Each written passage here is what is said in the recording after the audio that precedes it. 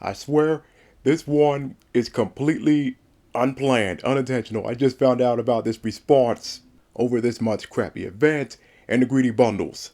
I am completely baffled. This may be the worst or the best I've seen yet of people behind these greedy ass games having a terrible attitude towards naysayers. Don't worry, I'll zoom in. This first part here, saying the event is not going to appeal to everybody. You know why these events don't appeal to everyone. You know the expectation for doing every event, every objective, every quest is high. Especially when you lock vital things behind objectives like you did with the Tier 2 Ascended Dust. I can't blame tons of players for skipping out on that battleground hellhole. But those people that skipped that event, they won't have an Ascended 6 star for what, 1 or 2 months? And these objectives will get worse. And they will have to go through worse BS because they don't got the stats. Unlike people that do have an Ascended 6 star. In fact, I had to switch my masteries back to that full damage build because Kabam's nonsense is really making me lose my patience. I really gotta use that build to put up with their damage sponges. But the point is, my Ascended 6 star Herc, his damage was high before. But after switching back to that build, his damage, that one Herc clearly definitely is at freaking god level. And those stats are why he will never get a 7 star version.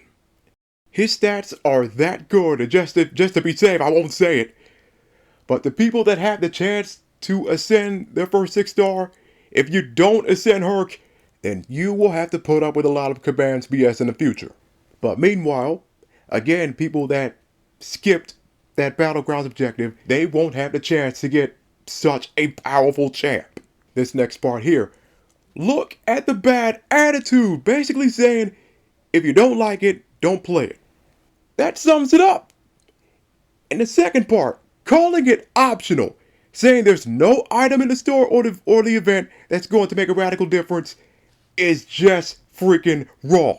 Look at the solo objectives, giving tons of gold, tons of units, a 7 star champ, and a bunch of 6 star shards. Now look at these two expensive bundles in the store, selling 7 star shards, Titan shards, Tier 3 alphas, Tier 6 basics, and Paragon crystals. He damn well knows that all these freaking bundles, they make a huge difference because that means no slow, tedious grind.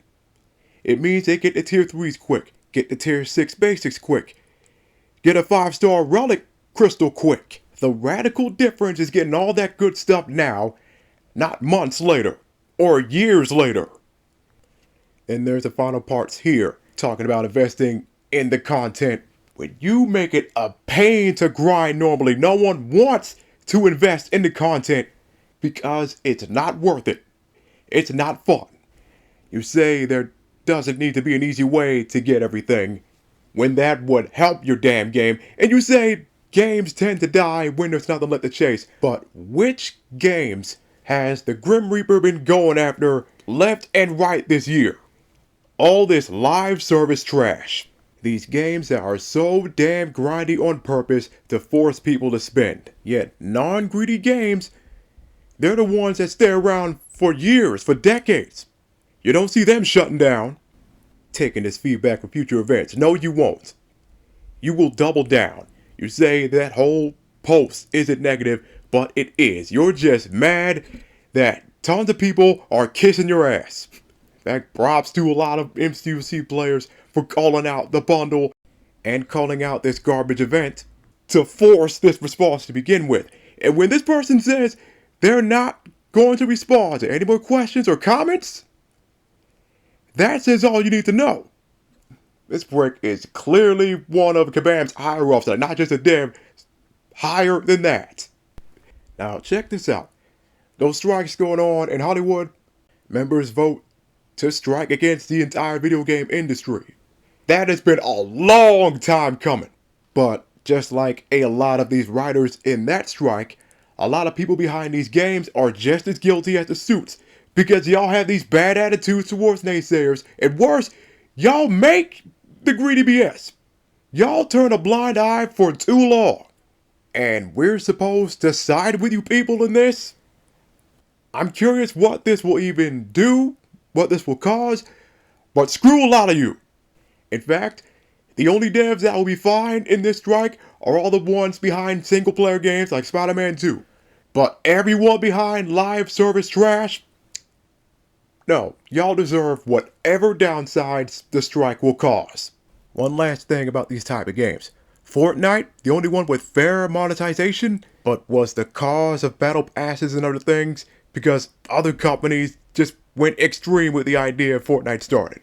Epic will be the only ones to survive and adapt.